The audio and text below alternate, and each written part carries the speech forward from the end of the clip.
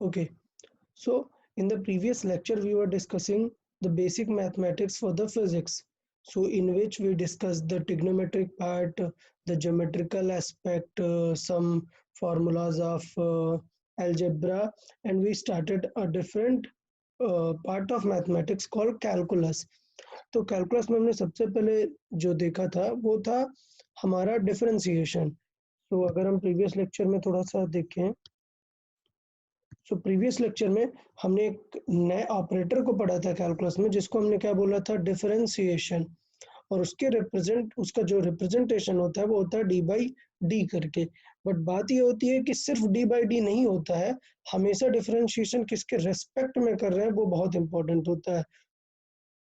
तो यहाँ पर हमने यूज किया था कि डी बाई डी एक्स.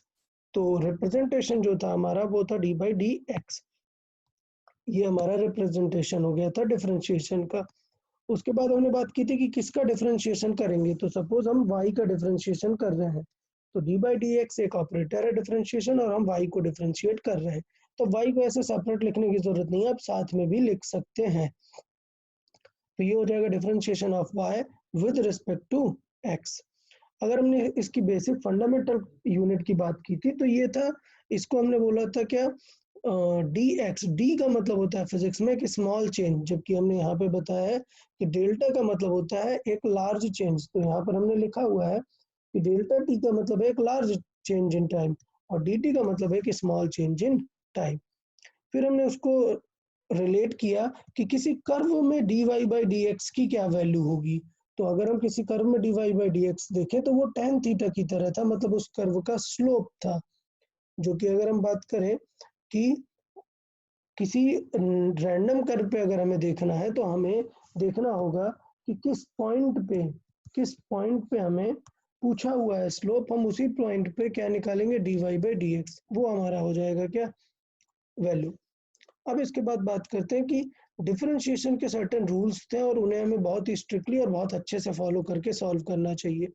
तो पहला रूल था कि अगर एक कांस्टेंट नंबर है, कोई सा भी कांस्टेंट नंबर है, अकेले लिखा हुआ है, तो अगर हम x के साथ उसे डिफरेंशिएट करेंगे तो उसका डिफरेंशिएशन होगा जीरो. ऐसा क्यों हुआ था, क्योंकि कांस्टेंट का मीनिंग ये है कि it is not changing with respect to x. और जबकि d y by D x का फिजिकल मीनिंग क्या है, d y by D x का, d y by D x का फिजिकल मीनिंग है the change in y with respect to x. So it is nothing but it is the change in y with respect to x. तो जब वो fix है, change ही नहीं होगा, तो फिर उसकी वैल्यू क्या आएगी, zero. There is no change sort of thing. फिर हमने बात की कि दूसरा रूल, अगर x लिखा हुआ है और उस पर पावर कुछ लगी हुई है, तो x की पावर n है, तो हम कैसे सॉल्व करते हैं, n बाहर आ जाता है और एक पावर कम कर देते हैं. तो इसका हमने एग्जांपल देखा कि x पावर 5 है तो 5 बाहर आएगा और एक पावर कम हो गई, x 5x4 हो गया, सेम x क्यूब हो गया.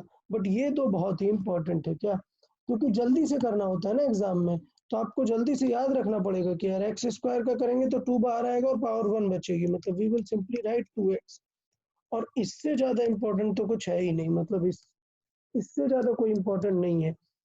पैटर्न क्या है, रूल क्या है कि यार डी एक्स, जब हम एक्स का डिफरेंशिएशन करेंगे तो आप ऐसे फील करोगे ना कि डी बाई डी एक्स है और एक्स पूछा हुआ है, तो इनडायरेक्टली डी एक्स कैंसिल होके 1 बचेगा ना. बट ये याद करने के लिए मैंने बताया हुआ है, इसको अदर में मत लगाना कि sir D by D x है और यहाँ एक्स स्क्वायर है तो एक एक्स कैंसिल आउट हो गया, एक्स बच गया, ये मत कर देना. तो थोड़ा सा हमें ध्यान देना है कि कहाँ पे हमें गलती नहीं करनी है. तो डी बाई डी एक्स जब होगा तो उसका डिफरेंशिएशन क्या होगा, 1. इसलिए ये चीज याद रखो, तो जिस चीज के रेस्पेक्ट में उसको देखोगे, इसका फीलिंग क्या है d x by D x का, x with respect to x. तो बड़ी सिंपल सी बात है, जितना एक्सचेंज करोगे उतना ही तो एक्सचेंज होगा ना. मीन्स कभी भी डिवाइड करोगे उसे तो 1 ही आने वाला है. The change in x with respect to x will always result 1. फिर रूल थर्ड डिस्कस किया था जो कि काफी इंपॉर्टेंट था, क्या कि अगर कोई नंबर आ जाए कांस्टेंट, जहाँ पे k है हमारे पास, वो एक नंबर अगर मल्टीप्लाई में आ जाए तो k को डिस्टर्ब नहीं करेंगे. जब k विदाउट x आया था तो जीरो हो जाता है, बट अगर x है तो k को डिस्टर्ब नहीं करेंगे और x को सॉल्व करेंगे, और x का हो जाता है n x to the power n minus 1. तो इस तरीके से हमने एग्जांपल देखे थे कि 3x पावर 4 है तो वो क्या बन जाएगा, वो बन जाएगा हमारा 3 इंटू 4x³। तो 3 will remain as it is और वो x टू द पावर 4 को हम सॉल्व करेंगे, तो x टू द पावर 4 को सॉल्व करेंगे तो ये आ गया हमारा 4 बाहर और x³ बच गया। सिमिलरली यहाँ पे कि 8 will remain as it is और x² को सॉल्व करेंगे और x² का डिफरेंशिएशन क्या आ गया, 2x आ गया। तो इस तरीके से हमने डिफरेंशिएशन डिस्कस किया। तो डिफरेंशिएशन के बेसिक 3 रूल्स में मुझे नहीं लगता किसी को कुछ डाउट होना चाहिए। अब आते हैं इसके फंडामेंटल एस्पेक्ट में कि ये जो डिफरेंशिएशन है वो फंडामेंटली क्या है और उसका फंडामेंटल फार्मूला क्या है। और उसके बाद बिकॉज हम मैथ के स्टूडेंट तो है नहीं, हमें फिजिक्स डिस्कस करना है, अभी मैथ में आपको पूरा डिटेल में पढ़ाया जाएगा, तो हम देखेंगे कि उसका फिजिक्स में कैसे काम करना है बस। ओके, तो अगर हम बात करें फंडामेंटल फार्मूला जो होगा, जिसको हम बोल सकते हैं बेसिक फार्मूला ऑफ डिफरेंशिएशन, वो क्या होगा, तो बात करते हैं, स्टार्ट कर लेते हैं फंडामेंटल फार्मूला फॉर डिफरेंशिएशन। सो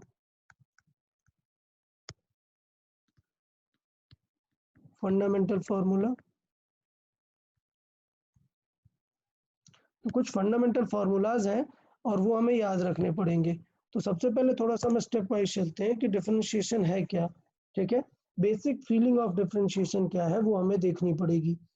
तो सबसे पहले हम देखें कि अगर बात करें कि डिफरेंशिएशन जो है dy बाई dx, मतलब y का differentiation with respect to x, अगर मैं बात करूं डेल्टा की, कि क्या मैं इसे delta y by delta x लिख सकता हूं क्या, तो नहीं लिख सकते हैं।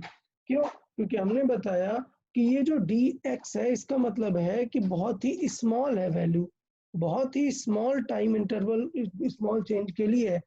तो अगर स्मॉल चेंज है तो बेटा उसे मैथ में हम कुछ इस तरीके से लिखते हैं, एल आई एम का मतलब होता है limit delta x tends to 0, इस तरीके से रिप्रेजेंट करते हैं। तो ये एक डिफरेंशिएशन का रिप्रेजेंटेशन हो जाता है। इसको मैं फिर से अलग लिख के बताता हूँ क्या, कि dy बाई डी एक्स का मतलब ये होता है कि लिमिट,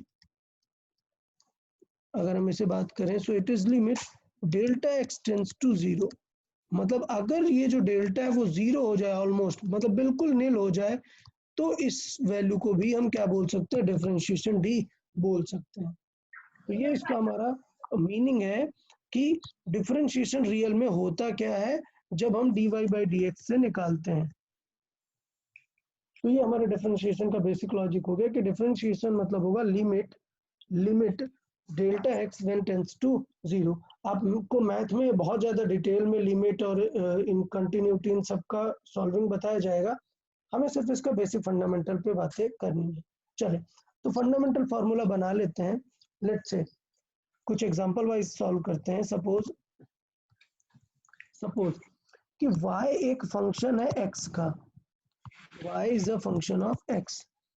अब इसका मीनिंग समझना है यार, काफी सारे लोगों को मे बी इसमें डाउट होगा, काफी सारे लोगों को समझे what is the physical meaning of this y as a function of x। इसका मतलब ये है कि y का फॉर्मूला आपको x के टर्म्स में दिया है, कुछ ऐसा, suppose x² plus 2x minus 2, कुछ रैंडम सा। आप देख पा रहे हैं that y contains x only. अब ये नंबर तो है बट नंबर को हम कंसिडर नहीं करते, हम सिर्फ वेरिएबल को फोकस करते हैं। So we will say that y is the function of x। Suppose ऐसा लिखा हो that y is equal to x to the power 8 plus x² plus कुछ भी लिखा हो, अगर जब तक यहाँ पर x है तो it will be called y as a function of x। अच्छा, दूसरा सिनेरियो डिस्कस कर लेते हैं। लेट्स से इन सबको हटाते हैं थोड़ा सा। तो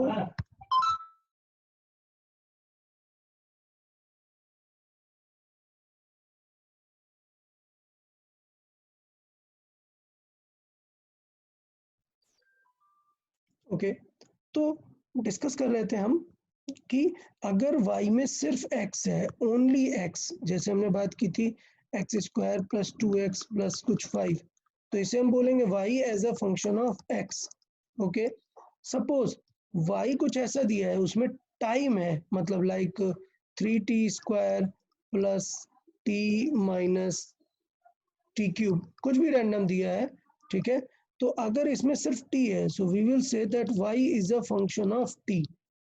क्लियर। लेट्स से कुछ ऐसा दिया हुआ है, y is equal to 3x square plus 2t minus 6। तो देखो अब x भी है और t भी है, तो इसको इस तरीके से लिखेंगे कि y is a function of x comma T. Clear. तो इसका मतलब ये है कि बस आपको y की इक्वेशन में आपको x भी मिल सकता है, t भी मिल सकता है, ये सारी चीजें मिल सकती हैं। तो इसका बेसिक सिग्निफिकेंस है कि y is a function of x। अब सोचना यह है कि सपोज हम x को चेंज कर दें, थोड़ा सा चेंज कर दें, तो y में कितना चेंज आ जाएगा। तो लेट्स से y में चेंज आ जाएगा कुछ डेल्टा y का। तो y प्लस डेल्टा y कब आ जाएगा, व्हेन फंक्शन में हम x की जगह क्या रख दें, डेल्टा x रख दें। क्लियर। तो ये हो गई इनिशियल सिचुएशन, और ये हो गई कि if there is a change of delta y। तो मैं इसको प्रॉपर लिख देता हूँ, if the change in x, the change in x is delta x, मतलब x में चेंज डेल्टा x है, then the change in y, change in y मतलब x के वजह से जो y में चेंज है वो है कुछ डेल्टा y। तो फिर क्या पार्ट होगा, इसका मतलब ये होगा कि y हमारा हो गया है y प्लस डेल्टा y, और x हमारा हो गया है कुछ x प्लस डेल्टा x। अच्छा, हमें फाइंड क्या करना है, हमें फाइंड करना है delta y by delta x। तो अगर हम इसे बात करें कि ये हमारी इनिशियल इक्वेशन है, लेट्स से ये इक्वेशन नंबर 1 है और ये इक्वेशन नंबर 2 है, तो हमें क्या करना चाहिए, इन दोनों इक्वेशन को सबट्रैक्ट कर देना चाहिए, तो हमें वैल्यू आ जाएगी डेल्टा y की। तो देन हमें क्या करना चाहिए, इक्वेशन 2 माइनस इक्वेशन 1 कर देनी चाहिए, तो हमारी डेल्टा y की वैल्यू आ जाएगी जो हम फाइंड करना चाह रहे थे, कि delta y is equal to क्या हो जाएगा, f x plus delta y minus f x. Clear. तो हमने इक्वेशन 2 के एलएचएस और आरएचएस को कैंसिल किया, तो वाई वाई कैंसिल आउट हो गया और ये दोनों फंक्शन माइनस हो गए, यहाँ पे डेल्टा एक्स है। क्लियर। डेल्टा वाई की वैल्यू पता चल गई, बट हमें क्या फाइंड करनी थी, delta y by delta x. तो delta y by delta x क्या हो जाएगा, वो हो जाएगा f x plus delta x minus f x, और अपॉन क्या हो जाएगा, डेल्टा एक्स। तो इसका मतलब delta y by delta x का हमें वैल्यू पता चल गई। और अब अगर हम इसमें लिमिट डेल्टा एक्स को क्या लगा दें, जीरो लगा दें, मतलब लिमिट डेल्टा एक्स जीरो, मतलब delta x is nearly zero if, so delta y by delta x को हम क्या लिख सकते हैं, डिफरेंशिएशन लिख सकते हैं। बट अगर हम इसे देखें तो ये हो जाएगा limit delta x tends to zero, और हमें ये पूरा सॉल्व करना पड़ेगा, f x plus delta x minus f x upon delta x, ये हमारा रहेगा फॉर्मेट। अब हमें करना क्या है, हमें पता है कि अगर x बहुत छोटा है तो dy by D delta y by delta x को फिर क्या लिख सकते हैं, हम लिख सकते हैं dy बाई डी एक्स। तो ये हमारा फॉर्मूला बन जाता है dy बाई डी एक्स का, limit delta x tends to zero. और हमें सॉल्व कैसे करना पड़ेगा, f x plus delta x minus f x upon delta x. तो ये बन गया हमारा क्या, फॉर्मूला, किसके लिए, डिफरेंशिएशन का बेसिक फंडामेंटल फॉर्मूला बन गया, कि कभी भी डिफरेंशिएशन फाइंड करना है तो आपको यही पैटर्न फॉलो करना पड़ेगा। तो अभी फील करना है कि यार ये फॉर्मूला तो आप लोग को बहुत अजीब लग रहा होगा, अभी डरना नहीं है, आपको ये फॉर्मूला बहुत ही लग रहा होगा कि यार ये कैसा फॉर्मूला दे दिया, और मतलब काफी कॉम्प्लिकेटेड लग रहा होगा।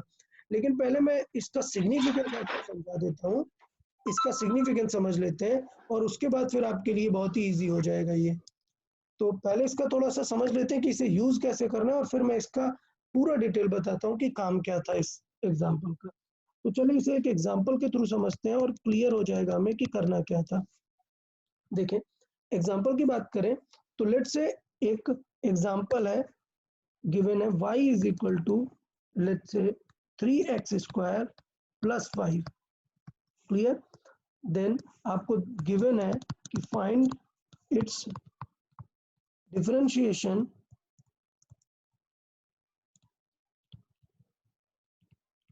Find its differentiation with respect to x.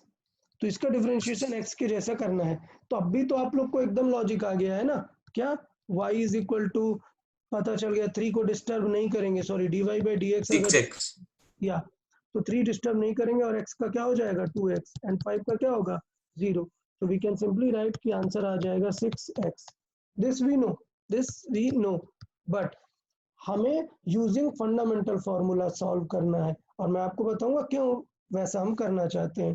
तो मैं इसी चीज को, सेम सिनेरियो को आपको दिखा रहा हूं सॉल्व करके using fundamental formula. So using fundamental,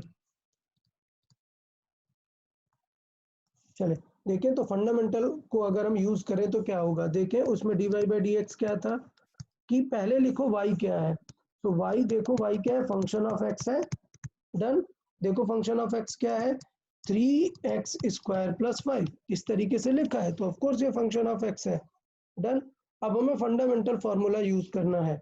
okay, तो फंडामेंटल फार्मूला क्या होता है dy बाई डी एक्स का, dy बाई डी एक्स का फंडामेंटल फार्मूला है that limit delta x tends to 0। Okay, फिर क्या लिखते हैं, function f x plus delta x एक बार रखते हैं, माइनस एफ एक्स लिखते हैं, डिवाइड बाई डेल्टा एक्स लिखते हैं। ये फॉर्मूला था। देखें मैं फिर से एक बार फॉर्मूला दिखाता हूँ आपको कि dy बाई डी एक्स का जो फंडामेंटल फॉर्मूला है वो है limit delta x tends to 0 और f x plus delta x minus f x upon delta x. मतलब बेसिकली पता है क्या है, आप लोग फील नहीं कर पा रहे होंगे, अब मैं इसकी बेसिक आपको फीलिंग बताता हूँ, सब लोग समझेंगे। यार F x plus delta x का मतलब क्या है, समझे। मतलब ये है कि पहले लेट से वैल्यू थी 10, डन, और हमने उसमें बढ़ा दी वैल्यू 2, तो वैल्यू क्या हो गई 12। तो इसका मतलब ये है कि आप पहले निकालो f की value when it was 12 minus f की वैल्यू निकालो व्हेन इट वाज 10। तो ये आ गया ना final minus initial upon total change कितना किया है आपने 2। क्लियर।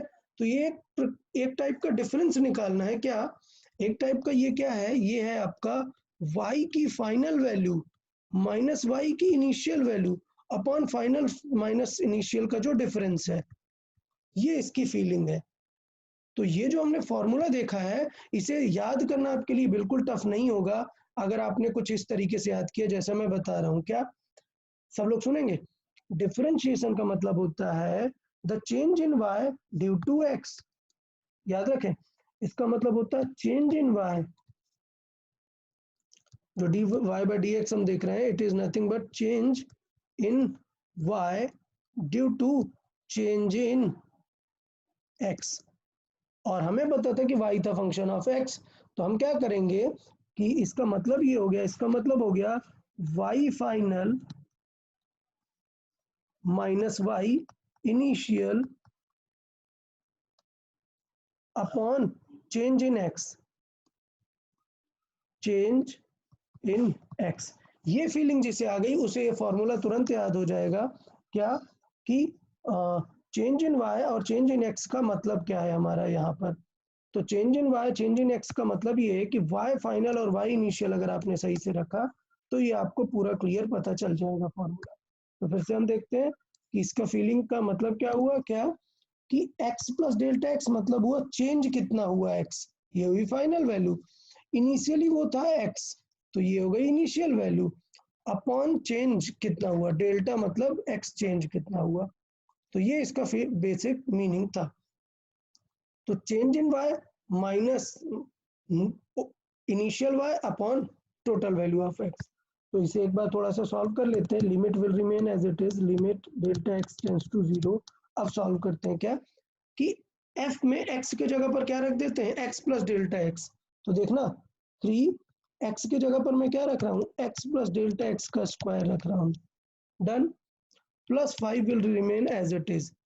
तो ये हो गई हमारी वैल्यू क्या, f x plus delta x की। क्लियर।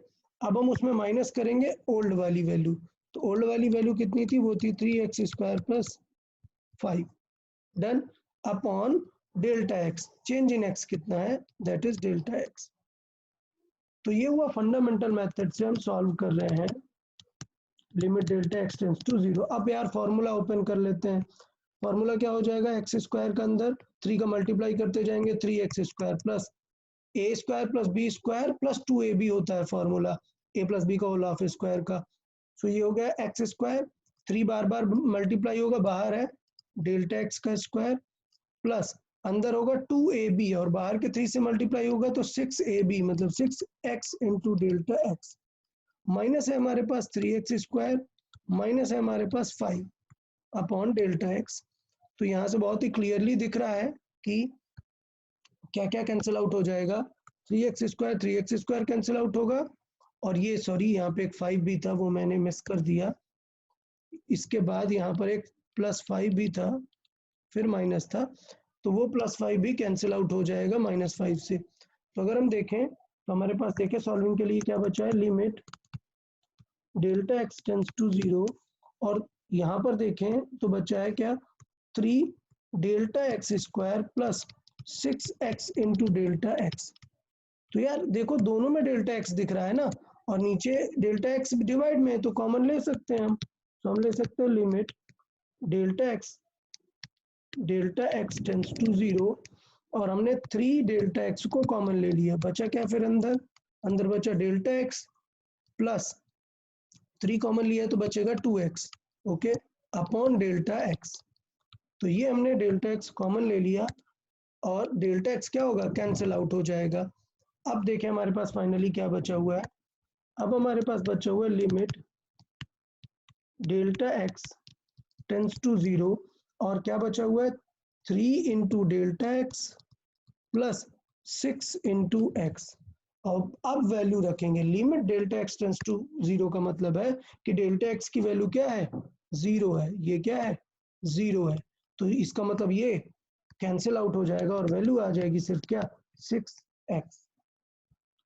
तो अगर हम देखें वापस चलते हैं यार, तो हमने तो देखो तुरंत निकाल लिया था ना फॉर्मूला कि यार एक्स स्क्वायर का ये फॉर्मूला होता है, और इस तरीके से हमने सॉल्व किया, फिर हमने इस तरीके से इसको सॉल्व करके प्रॉपर निकाला, वैल्यू आ गई 6x। तो अब देखें, अब कंफ्यूजन में क्लियर करता हूं कि प्रॉब्लम क्या है। प्रॉब्लम ये, सबसे पहले हमने फंडामेंटल में एक फॉर्मूला सीखा, ठीक है, फॉर्मूला क्या था, फॉर्मूला बहुत ही क्लियर था, फॉर्मूला एकदम क्लियर है कि चेंज इन वाई हम डिस्कस कर रहे थे। मैं फिर से लिखता हूं, अगर हमें चेंज इन वाई देखना था तो अपॉन किसके रेस्पेक्ट में, चेंज इन एक्स, एक्स में कितना चेंज करेंगे तो वाई में कितना चेंज आएगा। इसका मतलब होगा कि वाई की फाइनल वैल्यू कितनी है माइनस वाई की इनिशियल वैल्यू कितनी है upon total change in x, upon change in x. इसका मीनिंग ये होता है। तो अगर आपने इस फॉर्मूले को इस तरीके से याद रखा और limit delta x tends to 0 रखा तो आपको ये एकदम क्लियर समझ में आ जाएगा। अब बात करते हैं कि ये फॉर्मूला मैंने बताया क्यों है, ये फॉर्मूला मैंने क्यों बताया हुआ है, क्योंकि कुछ स्टूडेंट्स ने मुझे मैसेज किया कि सर ये फॉर्मूला आया कहाँ से है, जो आपने x to the power n बता दिया सर कि ये हो गया n x to the power n minus 1, ये फॉर्मूला आया कहाँ है से है, तो बेटा ये फॉर्मूला आया है इस फंडामेंटल फॉर्मूले से। याद है हम ये फंडामेंटल फॉर्मूले में यहाँ पे सॉल्व कर रहे हैं, तो आप यहाँ पे क्या कर दोगे, x to the power n को इस तरीके से सॉल्व कर दो। तो अब समझ में आपको आना चाहिए कि हमने इस फंडामेंटल फॉर्मूले में अगर x to the power n solve कर दिया तो फाइनली सॉल्व करके आंसर यही आ जाता है हमारा n x to the power n minus 1। तो जितने भी डिफरेंशिएशन के फॉर्मूले बने हैं वो सारे किससे बने हुए हैं, इस फंडामेंटल फॉर्मूले से बने हुए हैं। तो अब क्वेश्चन आता है कि क्या फिजिक्स में हमें इस फंडामेंटल फॉर्मूले की जरूरत है, क्या नहीं है। सब लोग याद रखें, फिजिक्स में इस फॉर्मूले को कभी यूज नहीं करना पड़ता हमें। फिर थॉट है कि मैंने बताया क्यों है, मैंने इसलिए बताया हुआ है कि फिजिक्स में कई बार ऑब्जेक्टिव क्वेश्चन डायरेक्टली ये आ जाता है कि which of the following represents the differentiation, और आपको ऑप्शन दे देता है रैंडम से, मतलब आपको कुछ दे देगा limit delta y tends to 0 is equal to ये सब कुछ ऐसा कुछ। तो आपको पहचानना आना चाहिए ये फॉर्मूला कि हाँ बेसिक डिफरेंशिएशन का फॉर्मूला ये वाला है जो हमने यहाँ पर डिस्कस किया हुआ है। इससे ज्यादा फिजिक्स में इसका कुछ यूज नहीं है। क्यों? क्योंकि हम पागल थोड़े ना यार इतना पूरा सॉल्विंग करेंगे, फिजिक्स में तो हमें जल्दी से सॉल्विंग करना सीखना है, तो हम क्या करेंगे, इन सब का फॉर्मूला डिस्कस कर लेंगे कि इन सब से सॉल्व करके फॉर्मूला क्या आता है। ओके, तो हम बात करेंगे सिर्फ फॉर्मूलाज की कि फॉर्मूले क्या आते हैं। सर हाँ पूछे, अभी किसी को कुछ डाउट है इस सेक्शन में? सर वो लिमिट का डाउट। लिमिट का डाउट है। देखें, पहली बात तो मैं एक चीज बोलूंगा कि फिजिक्स में ऐसा लिमिट का, जैसे मैंने बात किया, कुछ काम नहीं आने वाला है। ये मैथ का टॉपिक है और मैथ में लिमिट में बहुत सारी चीजें बताएंगे। लिमिट का मतलब ये होता है कि किसी एक चीज को एग्जैक्ट जीरो नहीं रखना है आपको। इसकी जो लिमिट है वो जीरो है। मतलब लेट्स से, देखिए एग्जांपल देखेंगे कि लेट्स से मैं इस फिगर की बात कर रहा हूँ, ये एक फंक्शन है जो मैंने ऐसे ड्रॉ किया। ठीक, अब हम यहाँ पर हैं, यहाँ पर let's say x is equal to है ये 3। ठीक, तो इसका मतलब ये होता है, लिमिट का मतलब ये होता है कि अगर मैंने पूछा कि बताओ x से अगर मैं थोड़ा सा आगे जाऊं, डेल्टा x आगे जाऊं, बिल्कुल नेग्लेजिबल है डेल्टा x, तो अगर मैं आगे गया, अगर मैं फॉरवर्ड डायरेक्शन में गया, तो देखो यहाँ तो जीरो होगा ना आंसर, क्योंकि यहाँ तो फंक्शन एग्जिस्ट नहीं करता। और अगर मैं थोड़ा पीछे गया तो एकदम रियल आंसर आएगा जो फंक्शन का आंसर है। क्लियर?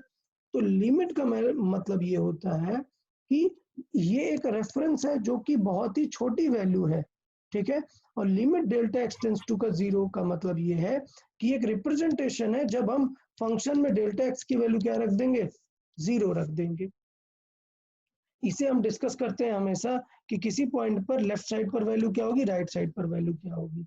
मतलब लेफ्ट हैंड लिमिट अलग होती है, राइट हैंड लिमिट अलग होती है।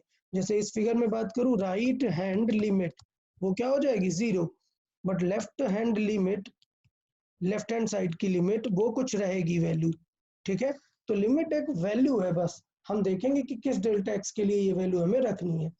इसका फिजिक्स में यूज नहीं होता है कुछ भी। ठीक है, सिर्फ डिफरेंशिएशन को रिप्रेजेंट करने में यूज होता है। मैथ में सर आपको, मतलब हाँ कम से कम जीरो।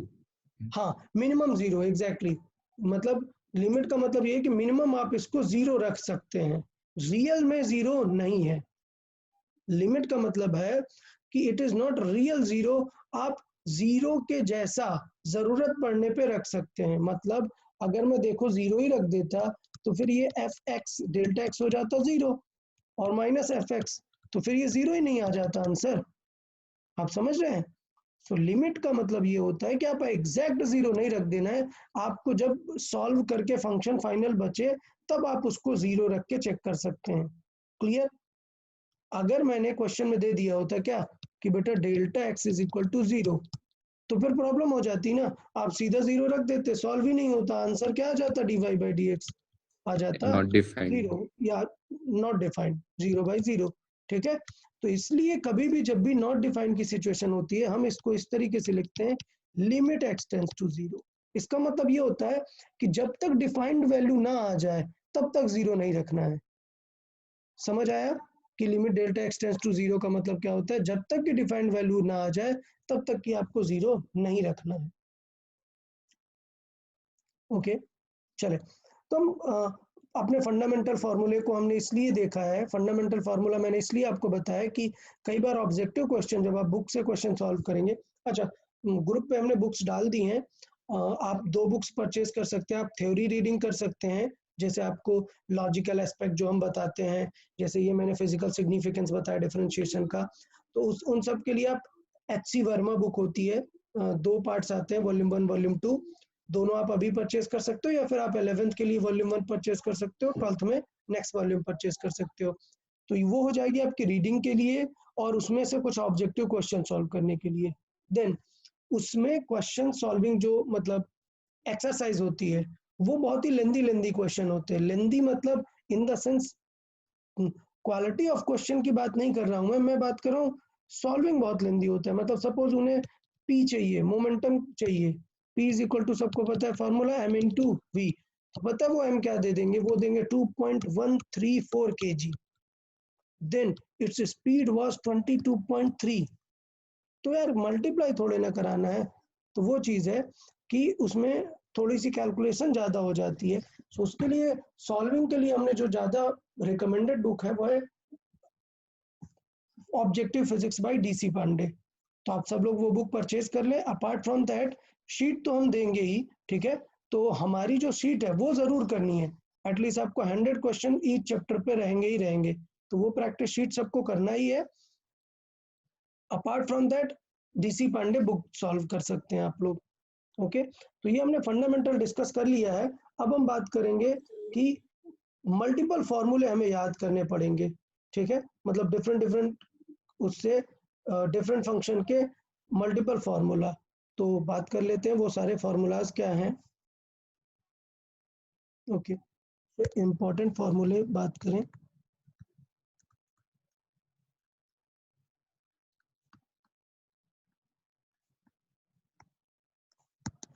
ओके, इम्पोर्टेंट फार्मूलाज में अगर हम बात करें तो ये सारे फार्मूले आपको याद होने चाहिए, ये बिल्कुल एकदम सबको याद हो जाने चाहिए बहुत ही अच्छे तरीके से, ठीक है। तो इन फार्मूले में अगर हम बात करें तो सबसे पहला फार्मूला तो हम ऑलरेडी देख चुके हैं, क्या कि d बाई डी एक्स अगर कांस्टेंट का करेंगे हम कुछ भी डिफरेंशिएशन कांस्टेंट का, तो कांस्टेंट का डिफरेंशिएशन क्या आ जाएगा, 0।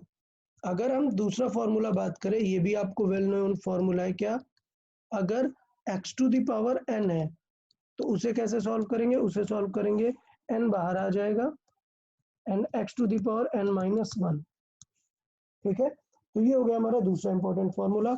अब बात करते हैं, ये दो आप पहले भी डिस्कस कर चुके हैं। अब हम थर्ड फार्मूले की बात करते हैं, ट्रिग्नोमेट्रिक फंक्शन, मतलब d बाई डी एक्स अगर साइन थीटा का हमें डिफरेंशिएशन करना है, मतलब साइन एक्स का डिफरेंशिएशन करना है। अच्छा एक चीज और, मैं बार बार यहाँ पे जिसके रेस्पेक्ट में डिफरेंशिएट करते हैं उसी का फंक्शन होना चाहिए, मतलब आप d y by d t लिखेंगे तो y क्या होना चाहिए, as a function of t होना चाहिए, क्लियर। तब हम डिफरेंशिएशन का लॉजिक ये वाला लगा सकते हैं। ओके, तो अब ये आपको कुछ कुछ चीजें यहाँ पे याद करने नए नए फॉर्मूले। तो अगर साइन थीटा का डिफरेंशिएशन देखेंगे तो आ जाएगा cos x,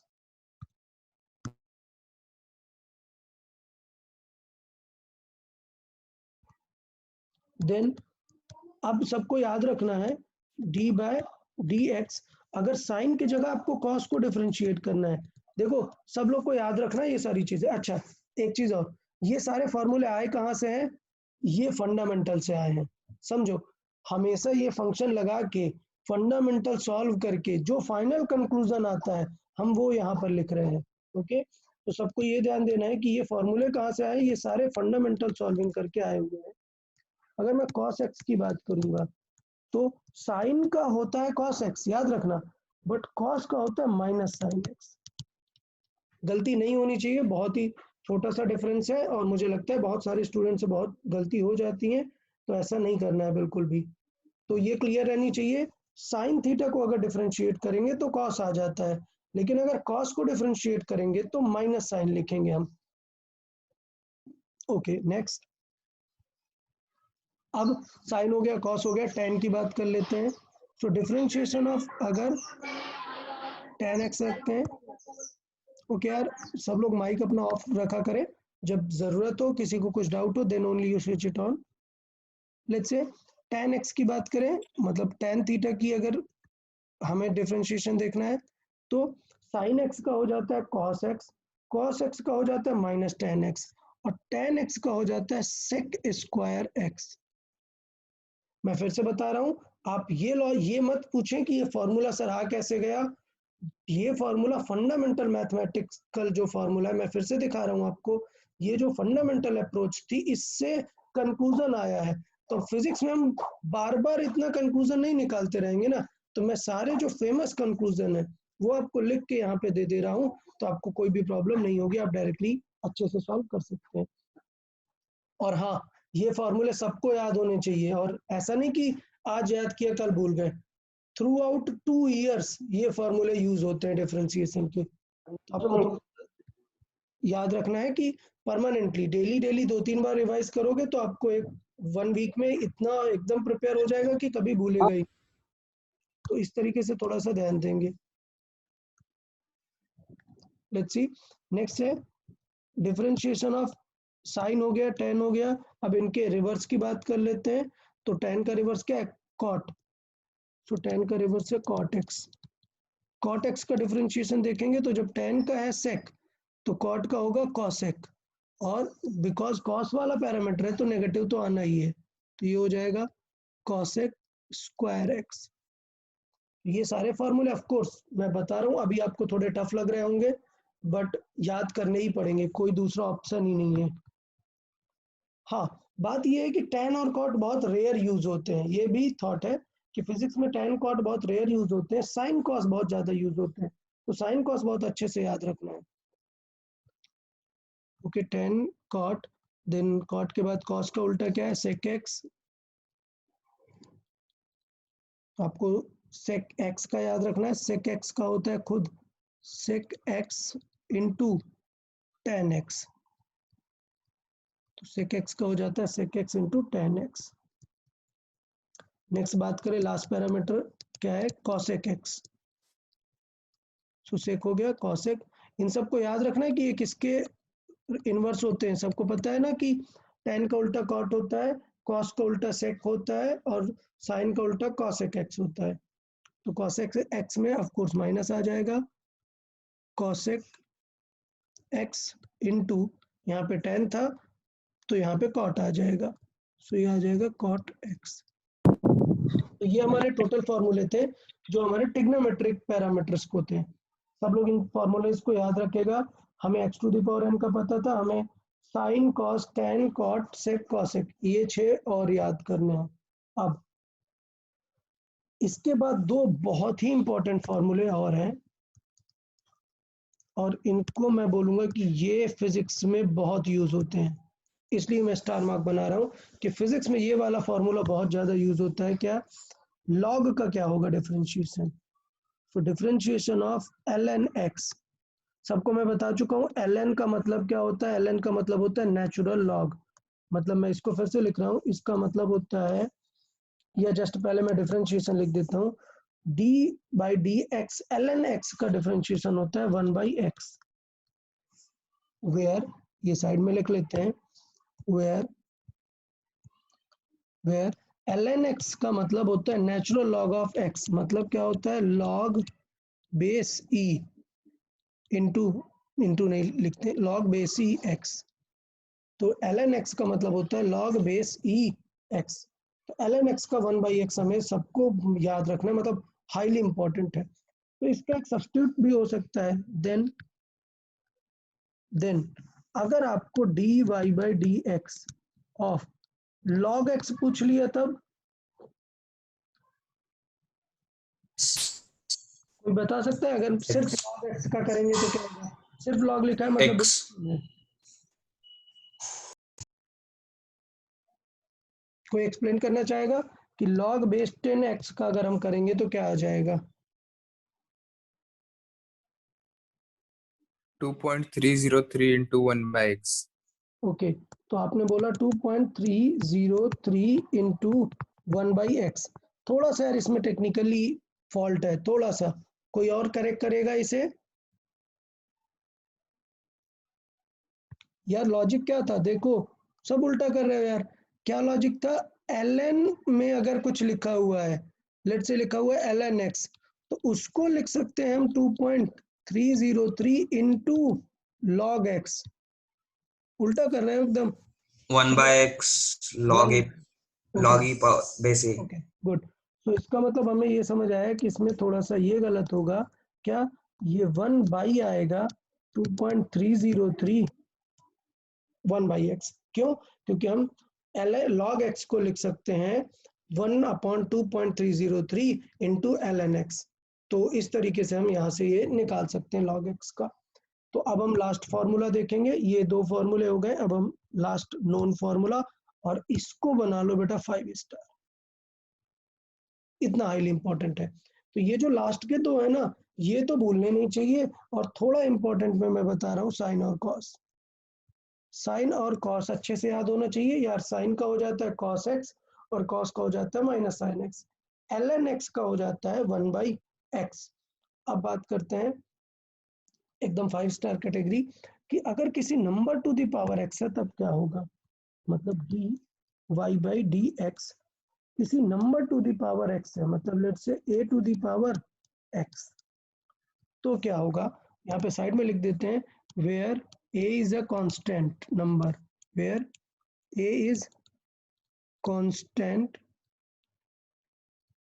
नंबर, मतलब a can be anything, a can be 1 नहीं होगा, 1 को छोड़ के 2 3 4 5 कुछ भी हो सकता है, ठीक है। तो ये समझ में आया, आपको ऐसे मिल जाते हैं ना, suppose 4 to the power x लिखा हुआ है, ऐसा कोई फंक्शन मिल गया, ठीक है, तो टेंशन नहीं लेना है, इसका क्या पैटर्न हो जाएगा, इसका power formula x a to the power x will remain and it will be ln a,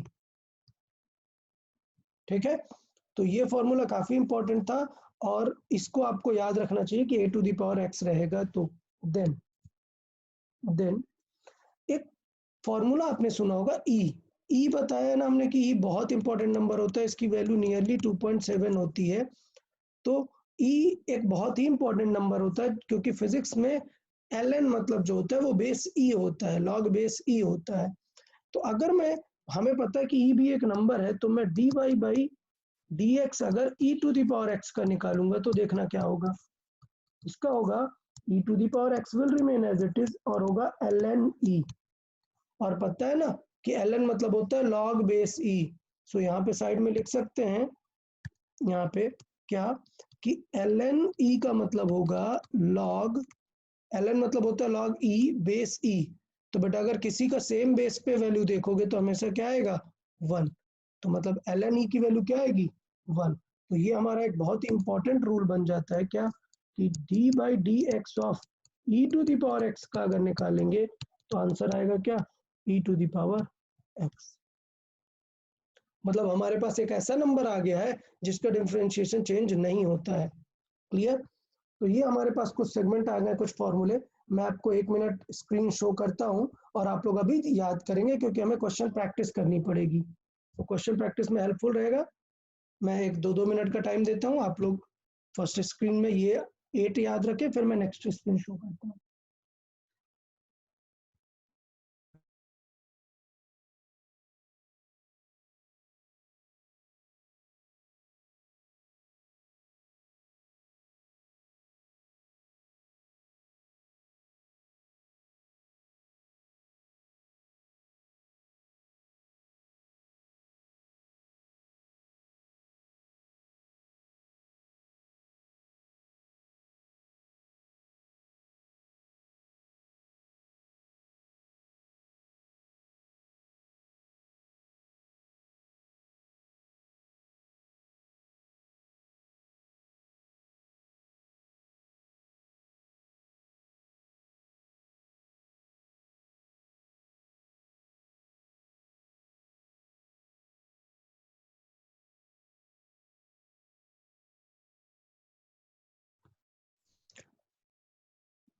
okay then, sine and cos बहुत ही अच्छे से याद होना चाहिए।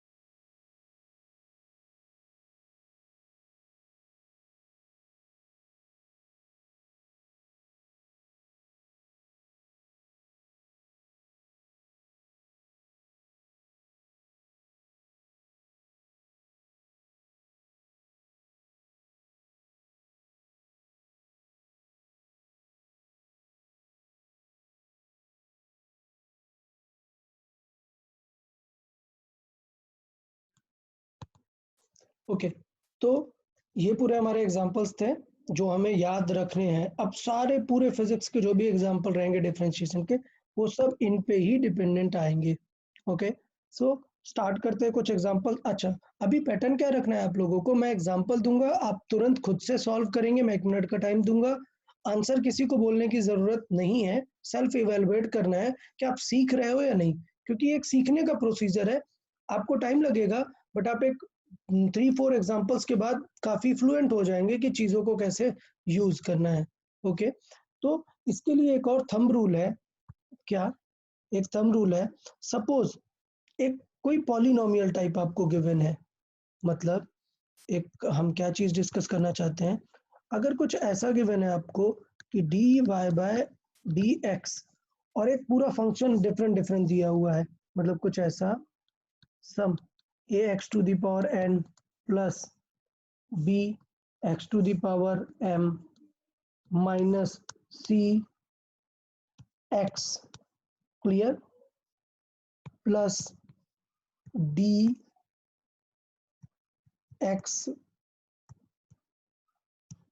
प्लस x³ का स्क्वायर, इस टाइप का एक बहुत ही रैंडम सा मैंने फंक्शन दिया है।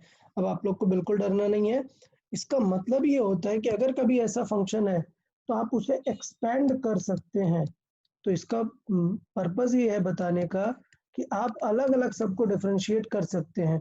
तो मतलब आप ax⁴n को अलग डिफरेंशिएट कर सकते हैं, प्लस फिर b को अलग डिफरेंशिएट कर सकते हैं, सो bx⁴m को अलग डिफरेंशिएट कर सकते हैं, माइनस c x को अलग डिफरेंशिएट कर सकते हैं। मैं अभी डिफरेंशिएशन नहीं सिखा रहा हूँ, मैं सिर्फ सिखा रहा हूँ कि ये रूल कैसे काम करता है। आप सी एक्स को अलग डिफरेंशिएट कर सकते हैं। अब इसको आप लोग अदरवाइज ले जाते हैं और कुछ लोग इसको भी कर देते हैं, plus differentiation of D x लिख देते हैं यहाँ पर, प्लस इस तरीके से। तो ऐसा नहीं हो सकता है। हमें फोकस करने वाली चीज क्या है कि ये पूरा एक टर्म है और इसका स्क्वायर किया गया है, तो आप अब अंदर के प्लस को ऐसे अलग नहीं कर सकते हैं। तो इसका मतलब जब आपको यहाँ पे लिखना पड़ेगा तो डिफरेंशिएशन में आपको पूरा टर्म लिखना पड़ेगा। किसका डिफरेंशिएशन करने वाले हैं? dx प्लस x³ 2, इस स्क्वायर का डिफरेंशिएशन करना है।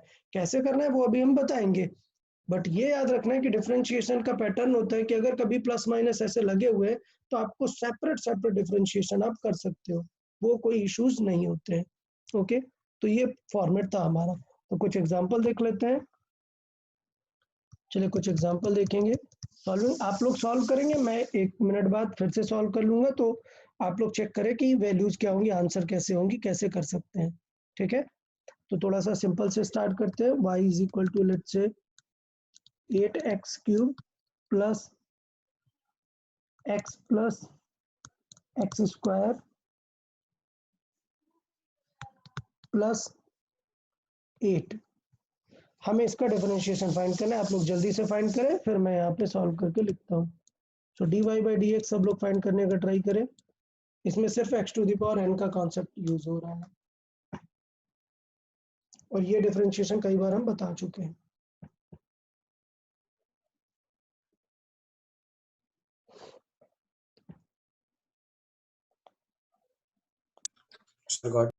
Okay, yeah.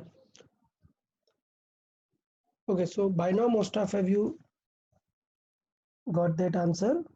So let's see. 8, it is with x, so it will remain unchanged. You will solve the x³, so 3 will come out and x will be x². Clear? Then plus, अब याद रखना है x का क्या आने वाला है 1, plus x² का क्या आएगा 2x, प्लस 8 का क्या हो जाएगा 0. That means you got the answer as 24x² plus 2x plus 1. So this will be our final answer. Yes, sir.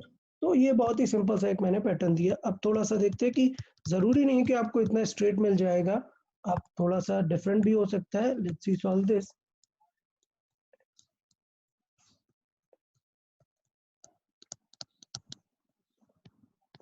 No, solve this one.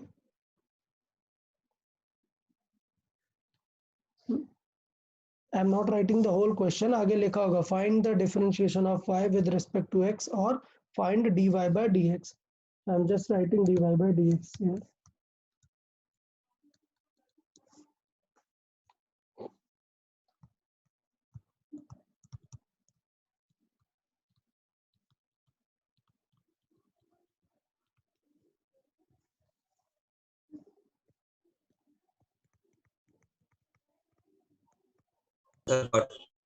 Yeah, okay.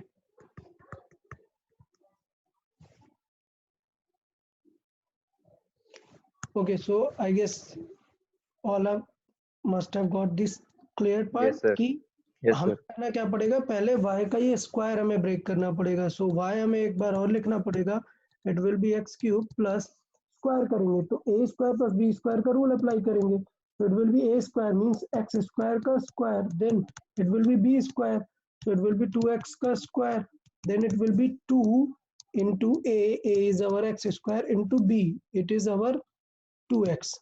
Clear?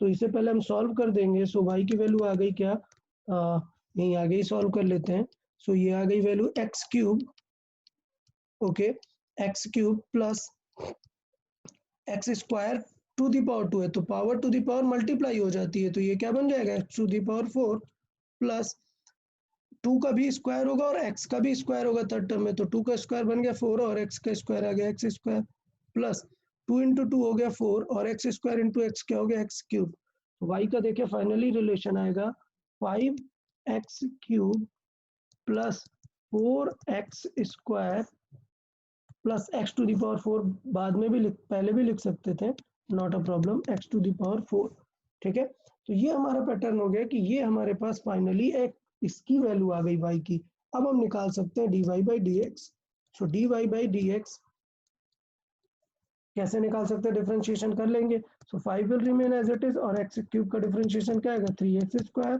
Plus 4 will remain as it is और x square का differentiation आएगा क्या 2x, x square और x का तो बिल्कुल याद कर लो एकदम, और x टू दी पावर 4 का क्या आएगा 4 और x टू दी पावर 3, एक पावर कम हो जाएगी, so it means you will have x cube को पहले लिख लेते हैं, सो 4x क्यूब प्लस 5 इंटू 3 सो 15x square plus 4 into 2 8x, सो ये हमारा फाइनल आंसर हो जाएगा इस एग्जांपल का। तो इस तरीके से हमें थोड़ा सा मैथमेटिकली सॉल्विंग तो करना पड़ ही सकता है, वो आपको रेडी रहना है। तो इसमें किसी को कुछ डाउट है तो पूछे सर या वो डिफरेंशिएट कब तक करना है, मतलब एक बार ही करना है ना? हाँ, इसका डी देखें, इधर देखें, अभी हम आगे आगे इन चीजों पे भी बातें करेंगे। D y by D x का मतलब होता है one time differentiation of y, सोचो फिर से मैंने लिख दिया कुछ ऐसा, d by D x of d y by D x, तो इसका मतलब क्या हुआ, एक और बार डिफरेंशिएट करना है, क्लियर, पहले d y by D x निकालो फिर उसको फिर से डिफरेंशिएट करना है, तो इसे हम बाद में देखेंगे कि डबल डिफरेंशिएशन को रिप्रेजेंट कैसे करते हैं, इसे रिप्रेजेंट करते हैं d by d x square और यहाँ पे जो भी वैल्यू होगा सपोज वाई इज देयर, ये रिप्रेजेंटेशन अभी हम बाद में बात करेंगे, बट जब सिर्फ एक बार है मींस एक बार आपको डिफरेंशिएट करना है, दोबारा कर दोगे तो ये हो जाएगा डबल डिफरेंशिएशन, तो अभी हम उसे नहीं डिस्कस कर रहे हैं, वो अभी हम बाद में करेंगे डबल डिफरेंशिएशन क्या होता है। तो अभी इस एग्जांपल में किसी को कुछ डाउट है तो बता दो यार, इस एग्जांपल में किसी को कुछ डाउट नहीं? No sir. Let's see the next example then. Good. Let's see next example. Then our y is root of x to the power 5. Yeah, let's say I'll write something else. Wait. So let's see. इसे लिखते हैं 3x power 5. Now find the dy by dx.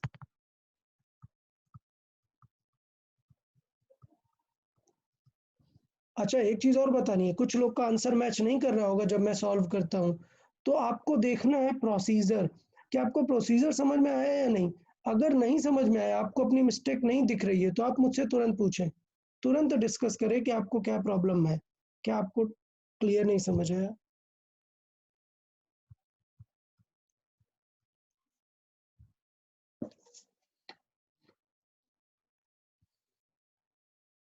Sir हो गए। Sir got.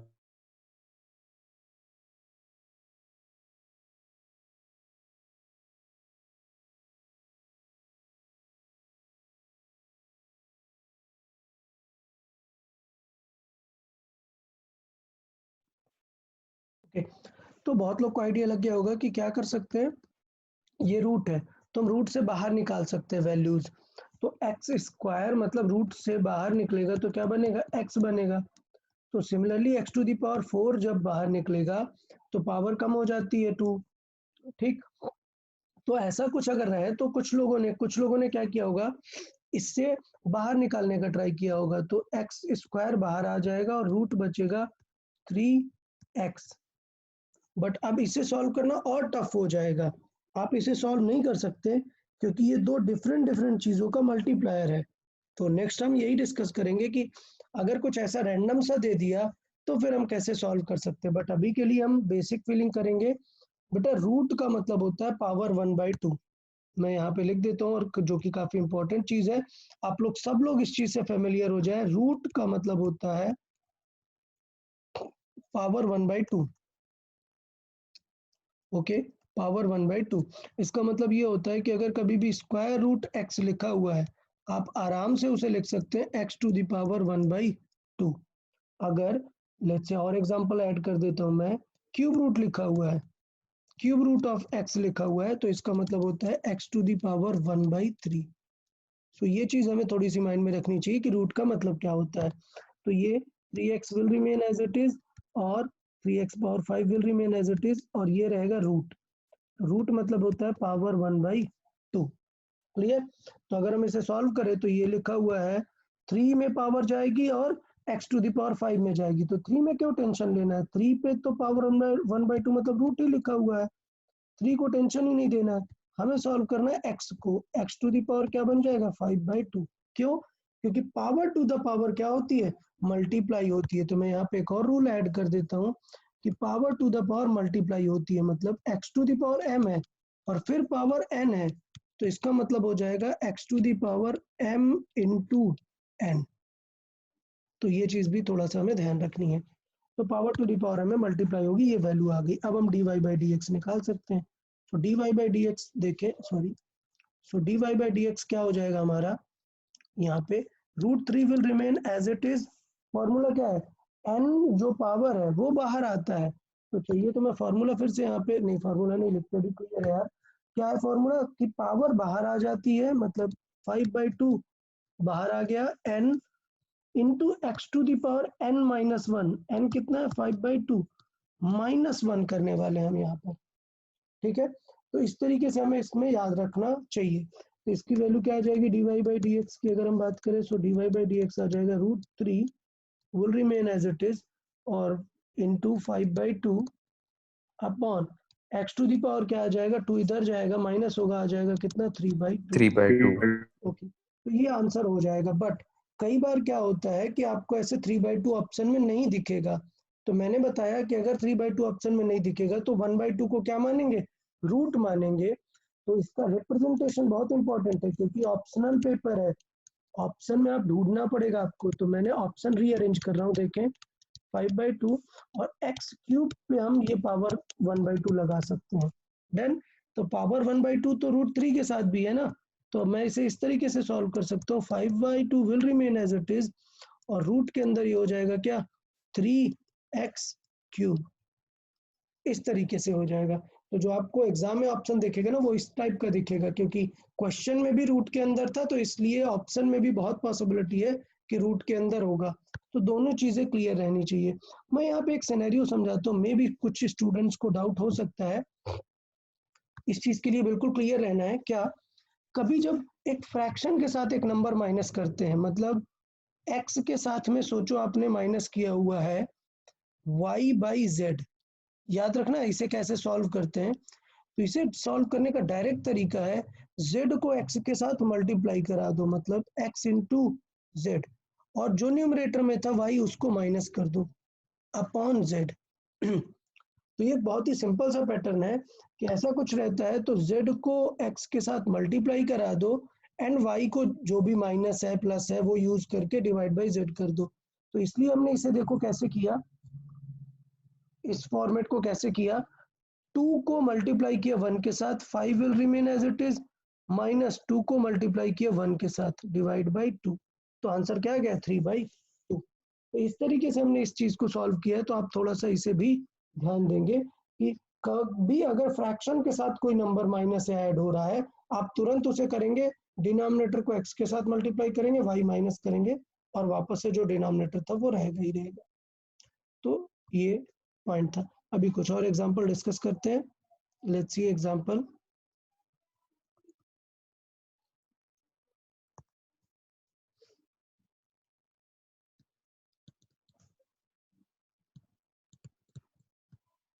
या Soham, you have any doubt? You raised your hand.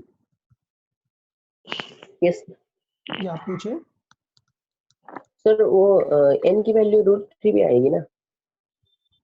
n की value √3 पे आएगी। √3 में in which section you are asking, at the beginning और एंड पे इस क्वेश्चन के? Beginning.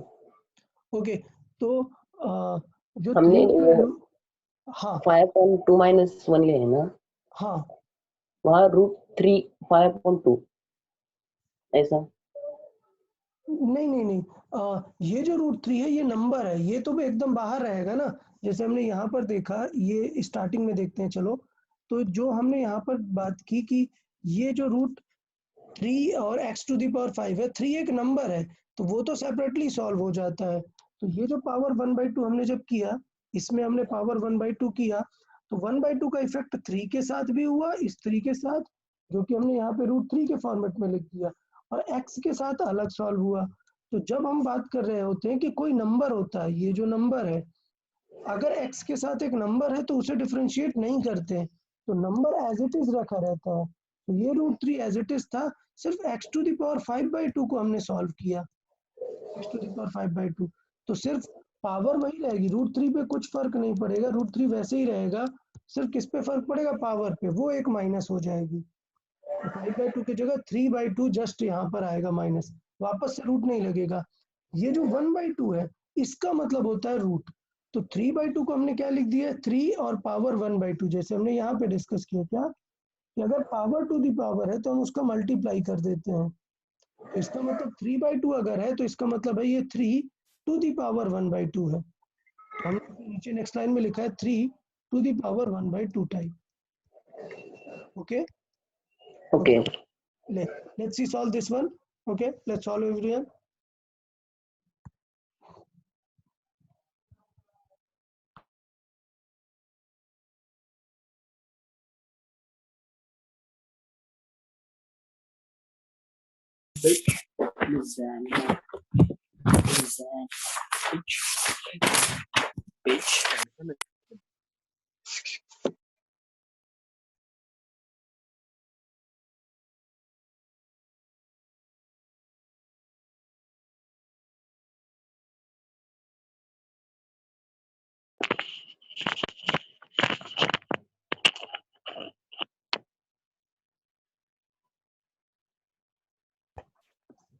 So, you have any doubt?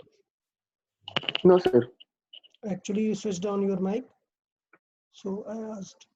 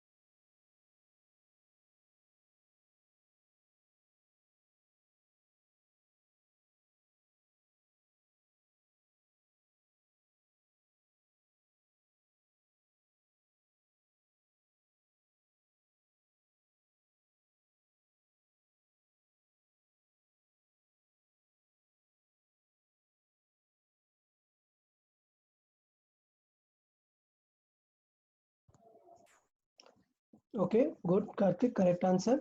Okay चले, तो अब हम एक्सप्लेन कर लेते हैं, सॉल्व करते हैं। आप लोगों ने ट्राई किया, बहुत ही अच्छा है। आपको देखना है कि कहाँ आपने मिस्टेक की और कहाँ पे चेंजेस करने हैं, आपको वो सीखना है।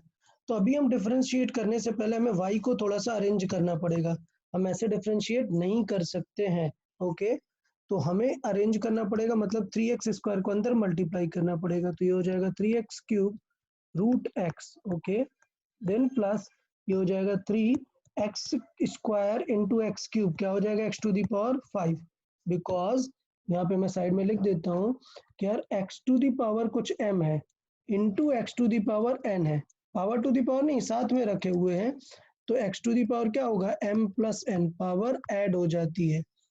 तो इसका मतलब ये हुआ कि अब थोड़ा सा समझना है आपको कि जब y इज इक्वल टू बात करें 3x³, अब ये जो रूट x है उसका मतलब क्या है, x⁵ है 1/2 प्लस 3x⁵, तो देखो 3 इंटू x⁵1 है, क्या है x⁵m प्लस n है, तो इसका मतलब क्या होना चाहिए यहाँ पर 3 और हाफ ऐड होना चाहिए, 3 + 1/2।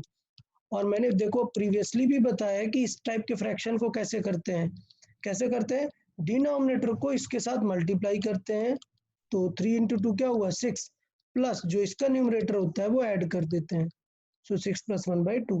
तो ये थोड़ा सा याद रखना है, जल्दी से आपको इस चीज़ को सॉल्व करना आना चाहिए। तो इसे हम सॉल्व कर देंगे, ये क्या हो जाएगा 3x⁵ ऐड करेंगे, तो ये क्या हो जाएगा इंटू मल्टीप्लाई कर देते हैं, तो ये हो जाएगा 3 + 1/2 प्लस 3x⁵, तो अभी सॉल्व होकर आंसर आ जाएगा 3x⁵ ऐड होगा, तो 3 into 2 6 + 1 that is 7, so 7/2 into 3 plus 3x⁵, ये आ गया हमारा y।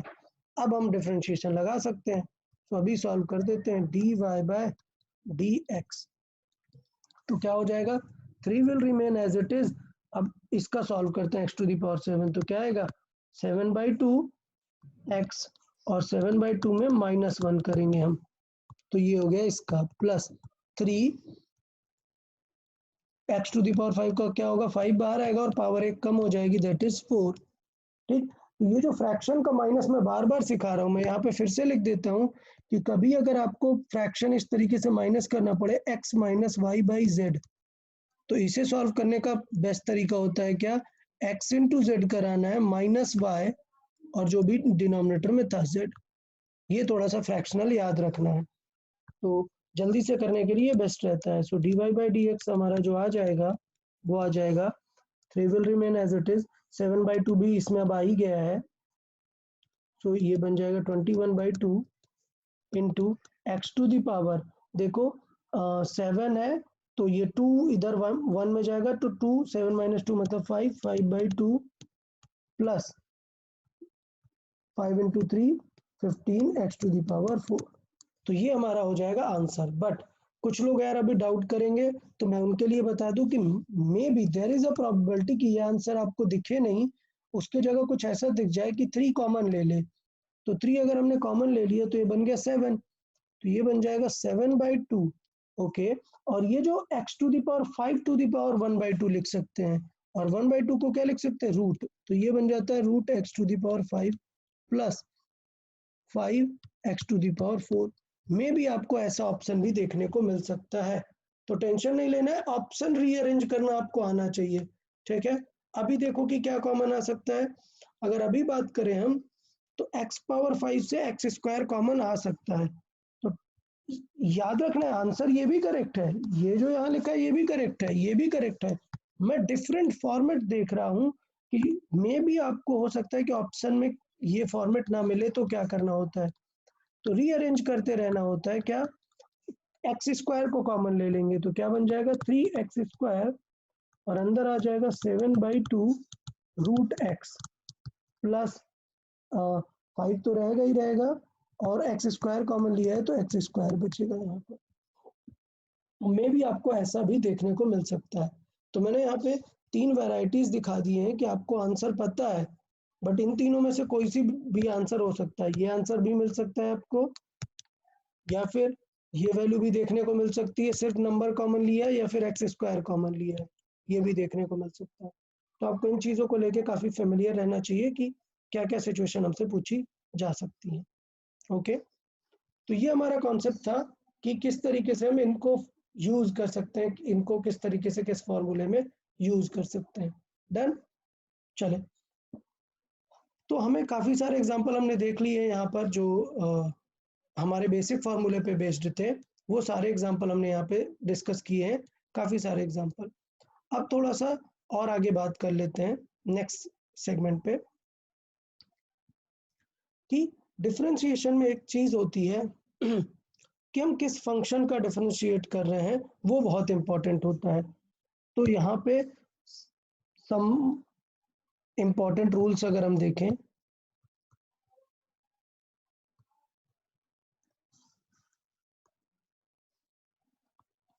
देखें इंपॉर्टेंट रूल्स क्या है वो देखें।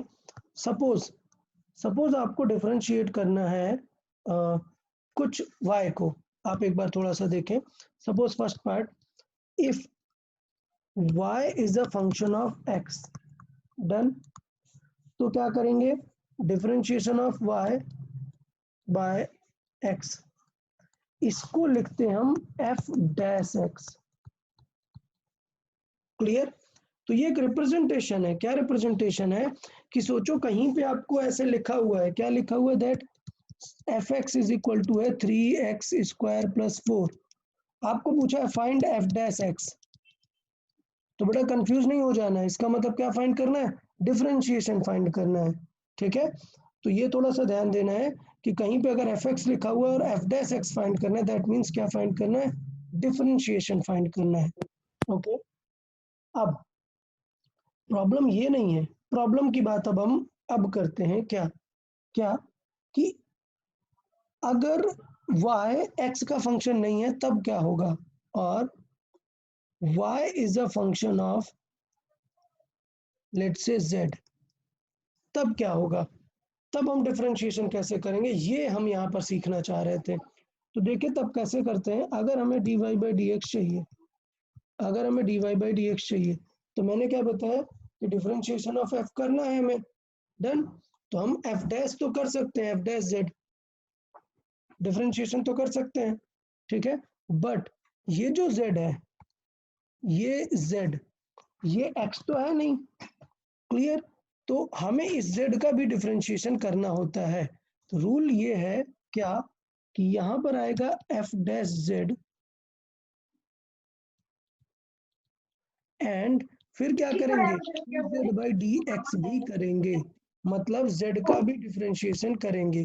तो ये चीज हम यहाँ पे सीखना चाह रहे हैं क्या कि dy बाई डी एक्स अगर हमें फाइंड करना है कभी एक ऐसे फंक्शन का जो x का फंक्शन नहीं है, तो क्या करेंगे हम, y का डिफरेंशिएशन x के रेस्पेक्ट में करने के लिए पहले fz का डिफरेंशिएशन करेंगे, फिर z का डिफरेंशिएशन करेंगे। तो मैं कुछ इस तरीके से लिखूंगा कि dy बाय डी एक्स हमें अगर फाइंड करना है, तो हम इसे लिख सकते हैं कि आप z के रेस्पेक्ट में इसे डिफरेंशिएट कर दो, fz को, क्लियर, और इनटू dx बाई dz लगा दो। ठीक, तो ये कॉमन लॉजिक हो जाता है, एक मैथमेटिकल अप्रोच बन जाता है। अब बात करते हैं ये मैथमेटिकल अप्रोच है क्या, ये अप्रोच क्या है। अप्रोच ये आप कितने भी बार इस तरीके से कर सकते हो। मतलब सपोज आपको फाइंड करना है, dy by D x, done. लेकिन आपको फंक्शन दिया है कुछ, लेट्स से x का फंक्शन नहीं है, p का फंक्शन है कुछ।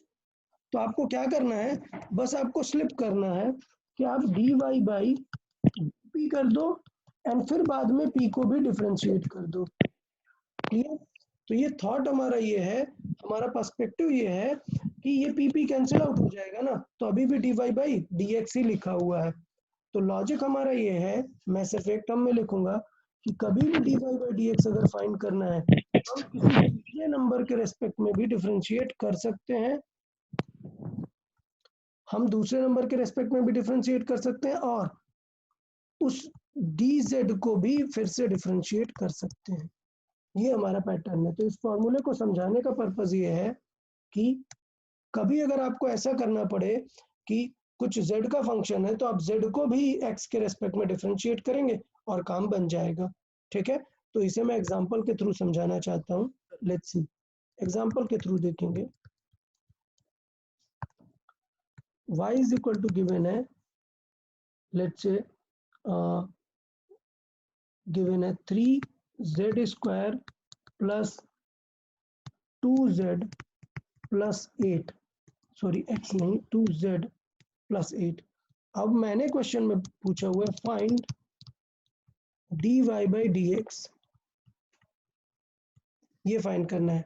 तो पहली बात तो ये कि यार ये तो z का इक्वेशन है ना, तो आप फाइंड ही नहीं कर सकते हैं dy बाई dx। बट अगर करना पड़ जाए तो इसे किस तरीके से फाइंड करेंगे? अगर आपको dy बाई dx फाइंड करना है तो हम सॉल्व करेंगे z के रिस्पेक्ट में।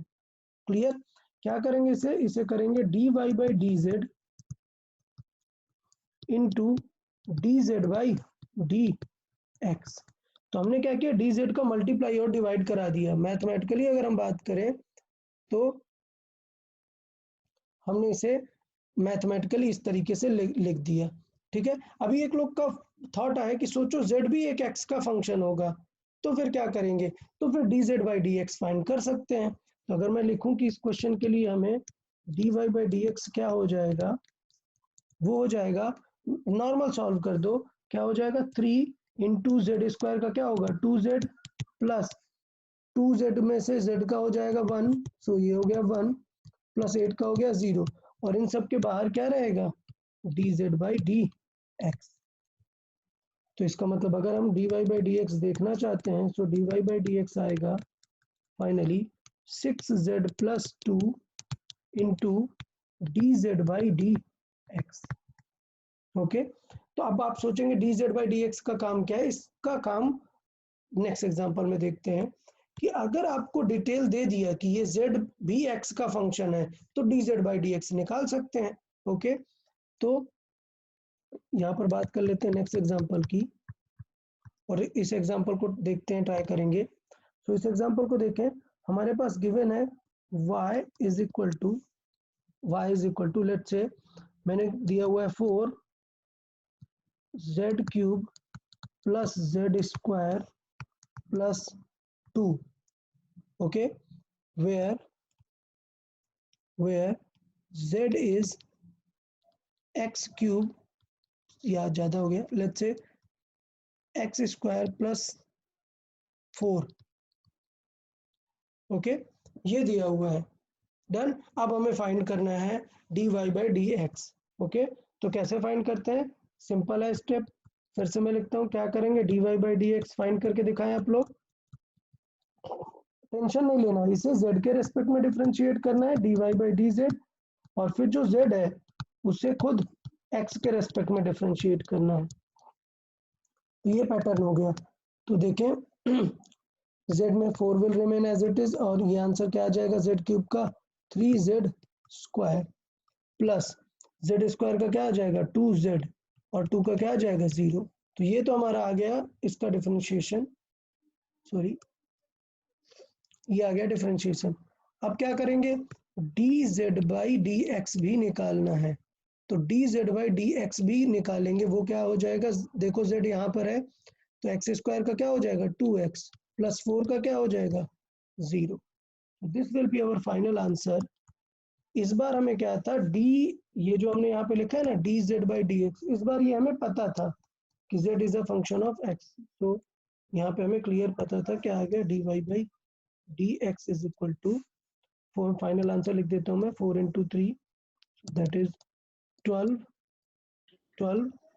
z स्क्वायर प्लस 2z, और ब्रैकेट में रहेगा 2x।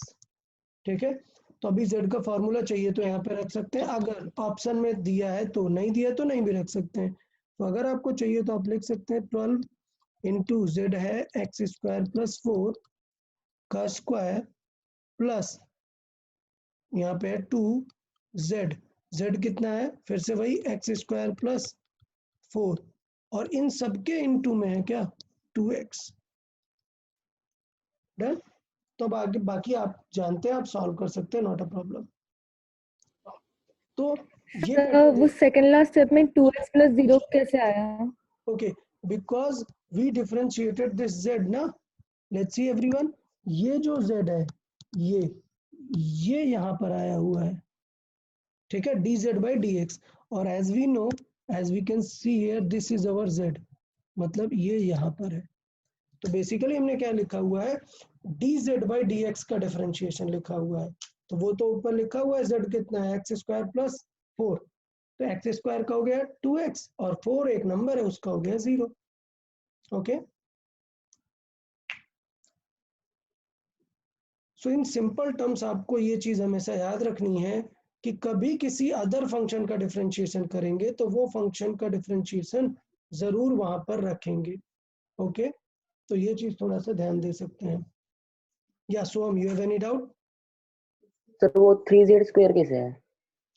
3z स्क्वायर ये इसका डिफरेंशिएशन है ना, यहाँ पर देखें z क्यूब का differentiation, 4 will remain as it is और z क्यूब का क्या हो जाएगा, 3 बाहर आएगा, पावर 1 कम हो जाएगी तो 3z स्क्वायर आ जाएगा।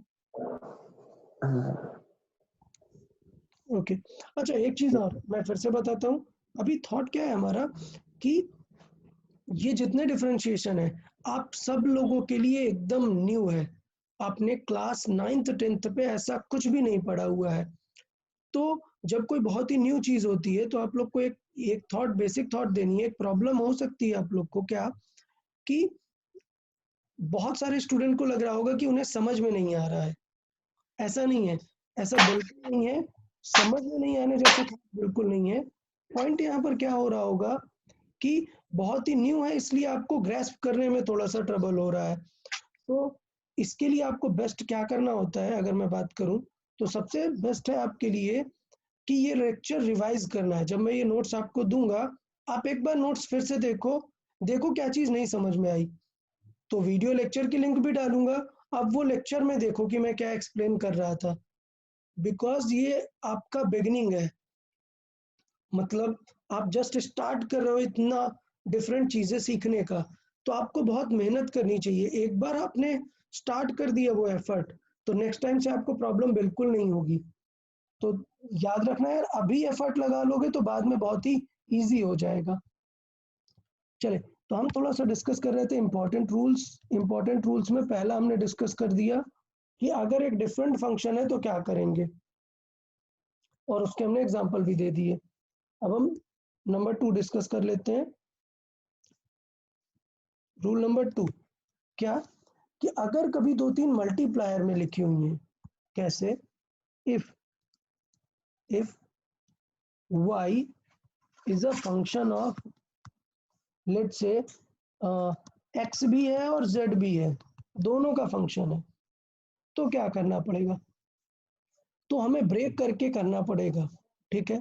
बट लेट्स से हम बात करते हैं कि y में दो चीजें हैं, क्या है, y में f x और z का फंक्शन तो है बट बहुत ही सिंपल मैनर में। कैसे है, x का फंक्शन इनटू z का फंक्शन है। क्लियर मतलब समझना है, y x का फंक्शन है और z का फंक्शन है, बट बहुत ही सिंपल मैथमेटिकल ऑपरेटर है, क्या, मल्टीप्लिकेशन। तो इस चीज को हम रूल ऑफ मल्टीप्लिकेशन भी बोलते हैं। तो रूल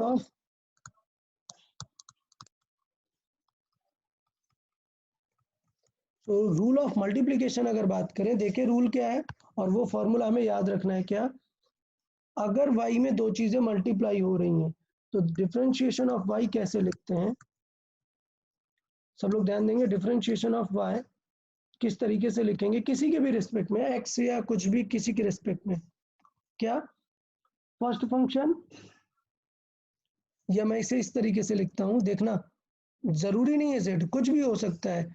मैं लिख दे रहा हूं f1 इंटू f2, मतलब y is given as f1 into f2। तो फिर क्या करना होगा, देखें, एक्चुअली xz लिखने की जरूरत नहीं है, मैं सिर्फ f1 f2 से लिखूंगा तो ज्यादा बेटर रहेगा। लेट्स से y दो चीजों का मल्टीप्लाई है, f1 इंटू f2 का। तो डिफरेंशिएशन में क्या करेंगे, पहले लिखते हैं first function f1 into differentiation of f2। Rule समझेंगे, पहले फर्स्ट फंक्शन और दूसरे को डिफरेंशिएट करते हैं, देन प्लस दूसरे को रखते हैं और डिफरेंशिएट किसे करते हैं, फर्स्ट को करते हैं। ये हमारा रूल ऑफ मल्टीप्लिकेशन है। क्या, रूल ऑफ मल्टीप्लिकेशन क्या है कि पहले हम पहला फंक्शन रखते हैं, फिर दूसरे का डिफरेंशिएशन करते हैं, फिर दूसरा फंक्शन रखते हैं और पहले का डिफरेंशिएशन करते हैं। इस तरीके से रूल ऑफ मल्टीप्लिकेशन हमारा काम करता है। एग्जांपल वाइज देख लेते हैं कि यूज क्या है इसका।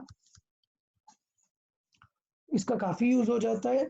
सपोज आपको कुछ इस तरीके से दिया है, y इज इक्वल टू दिया है, अभी थोड़ी देर पहले हमने डिस्कस किया था, क्या दिया था 3x टू द पावर 5 और अंदर दिया हुआ है root x plus x square, ये दिया हुआ है।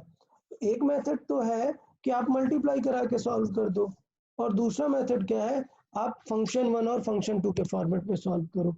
तो आप बोल सकते हो कि ये दो चीजें क्या है, इनटू में, मतलब ये बन गया क्या फंक्शन 1 और ये बन गया फंक्शन 2, ठीक है। और अब अगर इन दोनों का हमें इनटू कराया हुआ है यहाँ पर, तब अगर हम फोकस करें तो ये जस्ट लिखा हुआ है क्या f1 इंटू f2।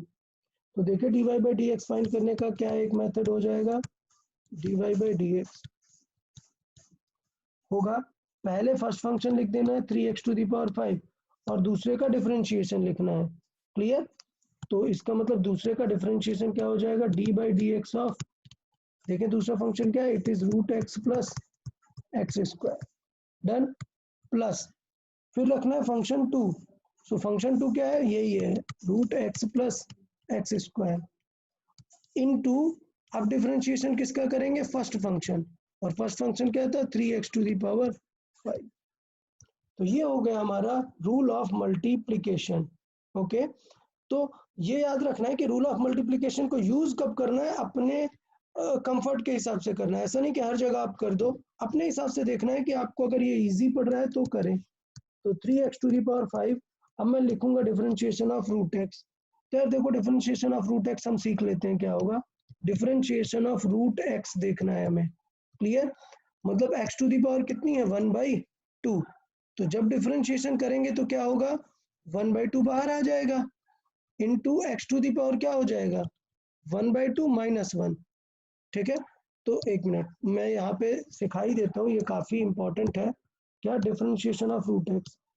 तो D by D x of अगर रूट एक्स हमें फाइंड करना है, और मैं चाहूंगा कि आप लोग इसे भी याद रखें, तो क्या होगा, रूट एक्स का मतलब होता है power 1/2, x to the power 1/2।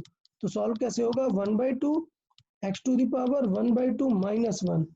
तो बेटा हाफ में -1 होगा तो बचेगा माइनस का हाफ, मतलब 1/2 एक्स टू द पावर -1/2। और मैंने बताया कि अगर माइनस पावर है तो उसे अपॉन में लिख देना चाहिए, पावर बन जाएगी प्लस। तो ये क्या बन जाएगा 2x टू द पावर 1/2। तो अगर मैं इसे और अच्छे से देखूं तो इसका मतलब ये लिखा हुआ है क्या, x to the power half मतलब क्या है, वो रूट है। तो ये चीज थोड़ी सी ध्यान देनी है कि वो क्या बन जाता है, रूट बन जाएगा यहाँ पर। ओके, सो इसका मतलब ये लिखा हुआ है 1/2 रूट एक्स। और मैं चाहता हूं कि आप लोग याद रखें इस चीज को कि रूट एक्स का होता है 1/2 रूट एक्स। ओके, तो अब हम अपना सॉल्व कर देते हैं जल्दी से dy बाई डी एक्स। तो dy बाई डी एक्स अब सब लोग ध्यान से देखेंगे, 3x to the power 5 will remain as it is, done. अब सॉल्व करेंगे, सो क्या करेंगे, हमें रूट एक्स का डिफरेंशिएशन करना है, तो वो क्या हो जाता है 1/2 root x plus x square का करेंगे तो क्या हो जाएगा 2x। ओके, प्लस ये तो वैसे ही रहेगा, root x plus x square will remain as it is, into 3x to the power 5 का करेंगे तो 3 will remain as it is, 3 will remain as it is, और x टू द पावर 5 का क्या हो जाएगा 5x टू द पावर 4। तो ये आ जाएगा हमारा फाइनल आंसर। अब डरना नहीं है, अभी क्या करना है कि आंसर में कॉमन और मल्टीप्लिकेशन ये सारी चीजें आपको देखने को मिल सकती हैं। मतलब अब यहाँ के बाद आपको कॉमन बेसिक सॉल्विंग करना है, क्या कि देखो x to the power 4 common आ जाएगा यहाँ से, तो x टू द पावर 4 अगर मैं कॉमन ले लूँ, 3x to the power 4 common ले लूँ, तो देखें यहाँ पे बचेगा क्या, x मल्टीप्लाई में बचेगा, तो x को मल्टीप्लाई करा देते हैं यहाँ पर, तो ये बचेगा क्या x upon 2 root x plus ये हो जाएगा 2x स्क्वायर, ये बन गया, प्लस यहाँ पर क्या था, यहाँ पे था root x plus x square और हमने x पावर 4 कॉमन लिया था 3, तो 5 तो बच गया था, तो इंटू 5 हो गया यहाँ पर।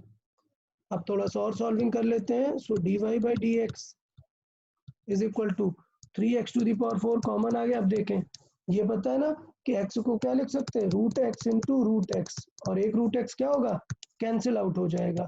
तो मैं डायरेक्टली लिख रहा हूँ, ये क्या आ जाएगा, रूट एक्स बाई 2 प्लस ये बन गया 2x स्क्वायर प्लस ये बन गया 5 रूट एक्स प्लस ये बन गया 5x स्क्वायर। तो अब थोड़ा सा सॉल्व कर देंगे। ये वाला रूट एक्स बाई 2 और ये 5 दोनों क्या होंगे, ऐड हो जाएंगे। तो फाइनली हमारा जो वैल्यू आ जाएगा वो आ जाएगा dy by D x 3x to the power 4, और ये 1/2 और 5 ऐड होंगे। तो कैसे ऐड करते हैं, याद है ना, हमने बताया था 1/2 प्लस 5 कैसे ऐड करते हैं, 2 को 5 से मल्टीप्लाई करेंगे और न्यूमरेटर से ऐड कर देंगे। तो 5 इंटू 2 10 प्लस 1 क्या आएगा, 11/2 आएगा। तो इसका मतलब इसे ऐड करना आपको अच्छे से आना चाहिए। ये आंसर आ जाएगा 11/2 रूट एक्स प्लस 5 प्लस 2 क्या आ जाएगा, 7x स्क्वायर। ये होगा फाइनल आंसर सबसे शॉर्टेस्ट फॉर्मेट में। तो ये आपको फाइनली इस तरीके से आंसर दिखना चाहिए, ऐसा करके रखना है। ठीक, तो अभी ये क्वेश्चन बताने का पर्पस क्या था कि आपको मल्टीप्लिकेशन वाली चीजों को यूज करना आना चाहिए।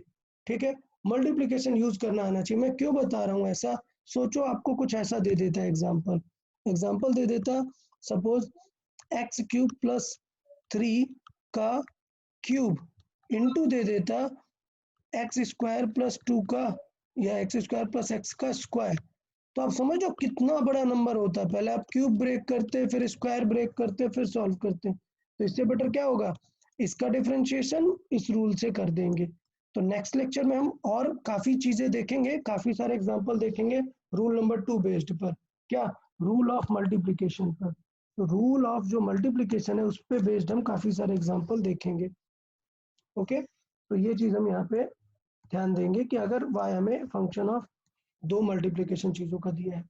ओके, बताएं किसी को कुछ डाउट है, पूछ सकते हैं आप लोग। Soham, you have any doubt? No sir. Okay, Arya, are you have any doubt?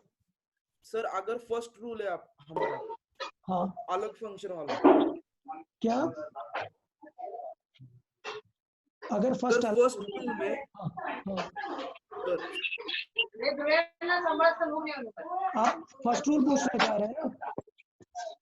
Sir अगर फर्स्ट रूल में x और y बिल्कुल रिलेटेड नहीं है तो फिर ये लिखा रहेगा एज इट इज। सुने, देखिए एवरीवन, कि अगर कुछ ऐसा है that x and y are not related, तो इस क्वेश्चन में देखें कि देखो ना, हमने यहाँ पे z दिया है, बट हमने z का कोई रिलेशन दिया है क्या, नहीं दिया हुआ है। तो इसका मतलब ये है it will remain as it is, ये यहाँ पर लिखा रहेगा जब तक कि आपको पता नहीं है क्या फंक्शन है, हम बताएं। ओके, सो ये थोड़ा सा आपको इस चीज का ध्यान देना है। Okay, so thank you sir. एक बार देख लेते हैं। Okay, someone was asking about this step.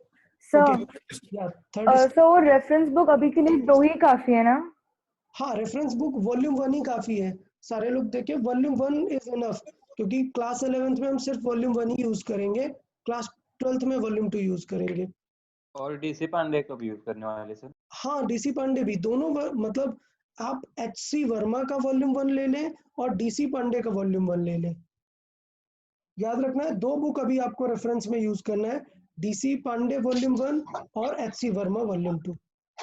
Okay everyone? Okay sir. Okay sir, good bye everyone, bye bye. Yes sir, bye sir. Bye sir. Bye sir, thank you sir.